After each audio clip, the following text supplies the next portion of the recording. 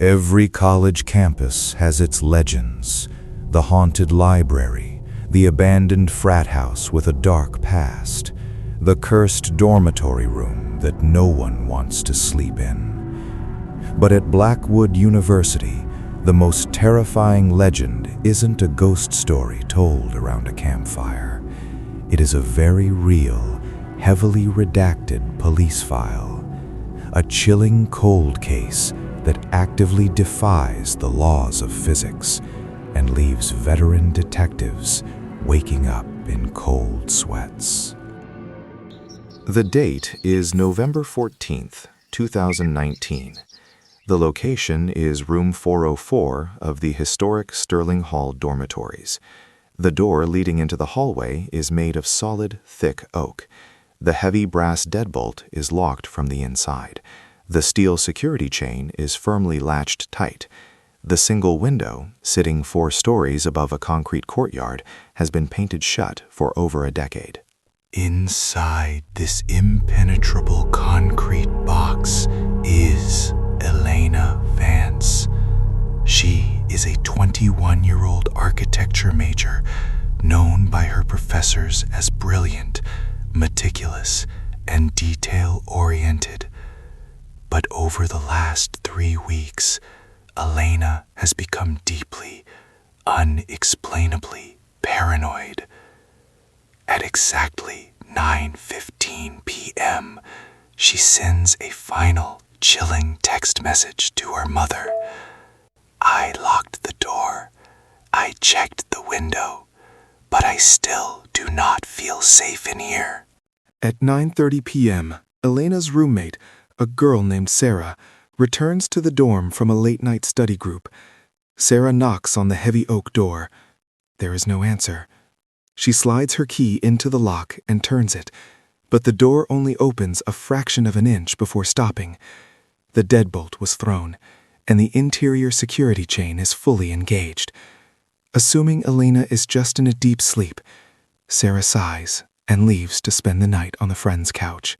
The next morning, Sarah returns and tries the door again. It is still locked. The chain is still engaged. Panic begins to set in. She aggressively bangs on the wood, but the room is dead silent. Sarah immediately calls campus security. They arrive, equipped with heavy-duty steel bolt cutters, slide the tool through the narrow crack in the door, and snap the security chain. What they discover inside would baffle forensic investigators for years to come. The dorm room is completely, unsettlingly empty. Elena's smartphone is still plugged into the wall, resting on her desk. Her laptop is sitting wide open, the screensaver illuminating the dark room. Her heavy winter coat, her car keys, and her only pair of winter boots are all perfectly accounted for. But Elena Vance is gone. She has seemingly vanished into thin air from inside a hermetically sealed box. Local police are dispatched and arrive at Sterling Hall within minutes. At first glance, the patrol officers assume she must have simply slipped out while her roommate was away. But the undeniable problem stares them right in the face. The heavy steel chain was engaged from the inside. You cannot latch a slide chain from the hallway once the door is closed. It is mechanically, physically impossible to do so. Desperate for answers, detectives tear the small dormitory room apart. They immediately examine the window. The heavy, thick layers of white lead paint from the 1970s remain completely unbroken, sealing the frame shut. The glass is perfectly intact. They look outside. It is a sheer drop of 40 feet straight down to a concrete sidewalk. There is no exterior scaffolding, no fire escape, and no ledges to climb. The crime scene investigators sweep the room for trapdoors, loose floorboards, or removable ceiling tiles. They find absolutely nothing. Room 404 is exactly what it appears to be, a solid, impenetrable box made of concrete, steel, and brick. But as the forensics teams begin dusting the furniture for fingerprints, they quickly notice the bizarre, deeply paranoid arrangement of Elena's personal belongings. A thick, continuous line of white table salt is poured directly across the threshold of the doorway, an old superstition meant to ward off evil. Her heavy wooden dresser has been dragged 2 inches to the left, acting as a makeshift barricade against the door. And most chilling of all, a small, motion-activated nanny camera is cleverly hidden between the textbooks on her bookshelf. Detectives eagerly extract the tiny SD card from the hidden camera, fully expecting to watch a video showing exactly how Elena vanished from the room. But when they load the footage onto a police laptop, they realize something terrifying. Elena did not point the hidden camera at the hallway door. Instead, the lens is aimed directly at the small, rusted air conditioning vent located high above her bed. Why would a brilliant, logical college student barricade her solid oak door only to monitor a 6-inch metal grate near the ceiling? The cyber unit takes into her recent search history on her glowing laptop to find out. The final search query, executed at exactly 9:14 p.m., just minutes before she vanished, sends an immediate shiver down the spine of the lead detective. Elena's very last internet search was for Sterling Hall, Original Architectural Blueprints, 1922, Hidden Shafts. Detectives immediately drive to the city archives to pull the university's historical construction records. They discover that Sterling Hall was not originally built as a dormitory. It was constructed in the 1920s as an institutional psychiatric facility, long before being renovated for college students in the 1980s. Unrolling the fragile, yellowed blueprints across a table, the detectives uncover a dark, forgotten truth. The interior walls of Sterling Hall are abnormally thick. Snaking between the modern dorm rooms is a massive, labyrinthian network of hollow maintenance shafts, old brick dumbwaiters, and abandoned laundry chutes. It is an entire shadow network of hidden pathways, completely sealed off and forgotten by the modern student body. When questioned, Elena's friends report that she had barely slept in the weeks leading up to her disappearance. She claimed she constantly heard a faint scratching sound echoing from inside the walls. She reported hearing deep, rhythmic breathing coming through the air vent while she tried to study late at night. Campus maintenance dismissed her frantic complaints, blaming old water pipes settling or rats in the masonry. But Elena was convinced it was not rats. Exactly 2 weeks before she vanished, she filed a formal police report regarding a campus maintenance worker named Arthur Penelican.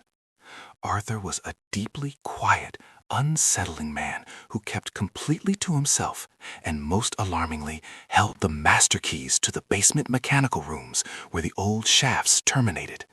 According to the police report, Elena had caught Arthur intensely staring at her from across the campus quad on multiple occasions.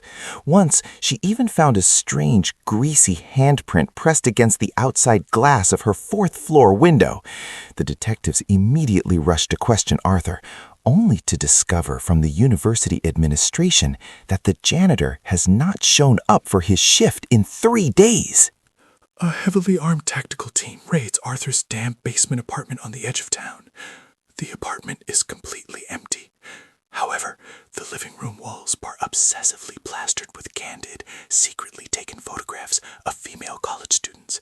And pinned right in the center of the corkboard is a massive, incredibly detailed, hand-drawn map of the hidden maintenance shafts slithering inside the walls of Sterling Hall. Armed with the madman's detailed map, a police tactical team breaches the heavily padlocked maintenance door deep in the basement of Sterling Hall. They step over the threshold and into a pitch-black, suffocatingly narrow tunnel network. The stagnant air inside is thick with decades of dust, asbestos, and the unmistakable, terrifying metallic scent of drying blood. The officers slowly navigate the cramped vertical shafts, their flashlights cutting through the darkness as they climb rusty, creaking iron ladders up toward the 4th floor. As they approach the claustrophobic space situated directly behind the wall of room 404, the lead officer's tactical flashlight suddenly catches something violently gleaming in the shadows. They discover an old brick dumbwaiter shaft, barely 2 feet wide, running directly behind the back wall of Elena's closet. The heavy cinder blocks separating the hidden shaft from her dorm room have been meticulously, quietly chipped away over a period of weeks. The only thing separating the safe dorm room from the dark abyss was a paper-thin veneer of painted drywall. The horrifying reality of the locked room mystery dawns on the terrified detectives. Elena Vance never left her room through the barricaded, chained oak door. She was violently pulled backward. While she was distracted, someone dragged her completely through the hollowed-out drywall in the back of her closet, pulling her screaming into the pitch-black darkness of the walls. Inside the dusty, rusted dumbwaiter car, resting at the bottom of the shaft, they find Elena's silver necklace, violently snapped in half. Beside it lies a single, bloody fingernail, bent completely backward from a desperate, agonizing struggle against the unforgiving bricks.